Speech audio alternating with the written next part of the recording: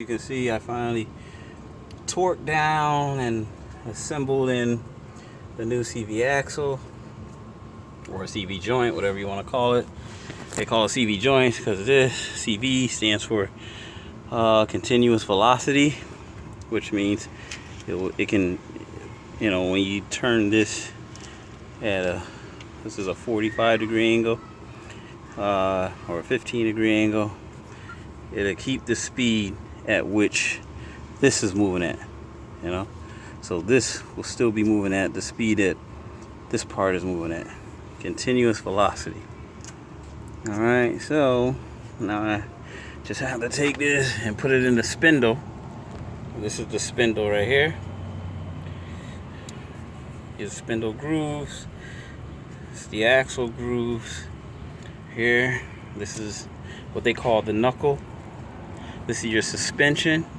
This is your springs, Lawrence springs, or it's my coilovers. This is my suspension. This is called the knuckle. The suspension goes into the knuckle, which attaches to the spindle, which has the bearing, which is low, which then the bearing is put on to the hub, or then attached to the hub would be this, which is the rotor. The rotor then has the brake caliper that is attached to it. Then you have the tie rod, outer tie rod, inner tie rod. Then you have your control arm.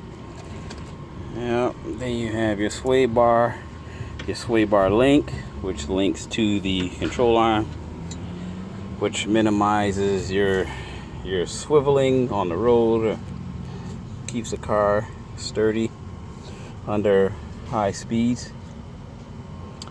Let's see what else I can tell y'all about. This is your transmission. The CV joint, or the CV axle, connects to the differential, which I showed you in part 1. These right here are the studs, or the bolts, or the CV bolts, which is a 10 millimeter. And these, remember I said, these you must use. I cannot stress this enough. Please use 12 point triple square.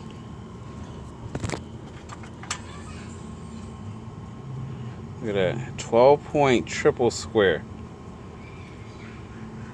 And these are for Volkswagens, Audis, and Porsches. If you have a 6-point, I don't recommend you using it because you will strip it. But hey, if it does come in loose, it's because probably someone didn't torque it down right, or it's just coming loose. But I cannot stress it enough. Anytime you're using or going in to do any service work on your axle, or anything that uses those type of, or needs those type of bolts, please use the correct Allen wrench, which is a 12-point triple square. All right, now what I'll be doing is putting this on. I'll be right back.